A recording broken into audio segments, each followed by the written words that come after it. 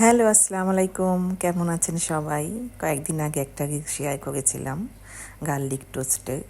তো সেখানে পুরো ডিটেলস রেসিপিটা সবাই চেয়েছে অনেকেই। তো তাই একটু শেয়ার করেছি। তো আমি এখানে গার্লিক টোস্টের জন্য প্রথমে অলিভ অয়েলের মধ্যে গার্লিকগুলো একটু ফ্রাই করে নিয়েছি, ডিপ ফ্রাই করব। ডিপ ফ্রাই করার পর গার্লিকগুলো আমি একটা চপারের মধ্যে নিয়ে নিব। চপারের মধ্যে নিয়ে আমি কিছু হার্বস দিব। এখানে দিব আমি ইটালিয়ান হার্বস, এখানে দিব আমি পাপরিকা, দিব সিলান্টো, দিব অরিগ্যানো, দিব থাইম, আর একটু লবণ, হালকা একটু ব্রাউন সুগার। আর যেহেতু বাটার গার্লিক, তো বাটার তো আমার দিতেই হবে। আর বাটারের পরিমাণটা আমি একটু বেশি পরিমাণেই দিব। তো আমি এখানে দিয়ে দিচ্ছি বাটার।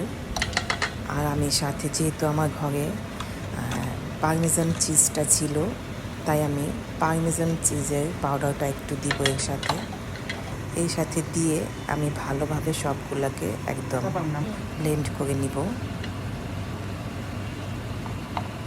তো ব্লেন্ড করার পর আমি এই পেস্টটা আমি পাউরুটির উপরে দিয়ে এটাকে বেক করব।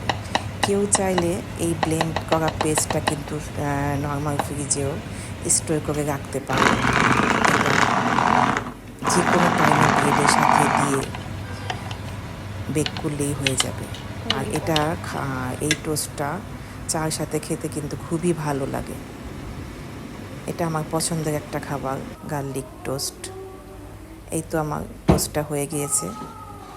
এটা সবাই ট্রাই করে দেখতে পারো। এই তো, আল্লাহ হাফেজ।